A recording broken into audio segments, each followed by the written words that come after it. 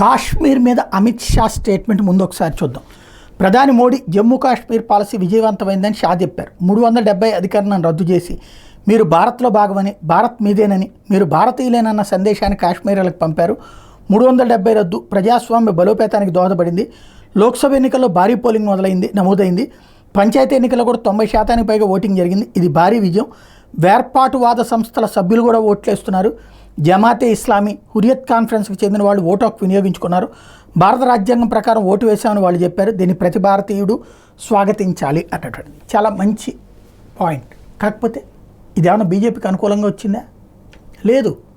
Bharatiya Janata party కొన్ని స్థానాలు గెలుచుకోవచ్చు, కానీ అక్కడ వేర్పాటువాద పార్టీలు ఎప్పటికీ గెలుస్తున్నాయి. అయినా సరే దేశం అన్న ఉద్దేశంతో చూశారు, కానీ రాజకీయ కోణం అన్నటువంటి ఉద్దేశంతో చూడలేదు. కాశ్మీరీలో పుట్టినటువంటి వాళ్ళకి భారతదేశంలో ఓటు హక్కు లేదు అంటే అయిపోతుందిగా.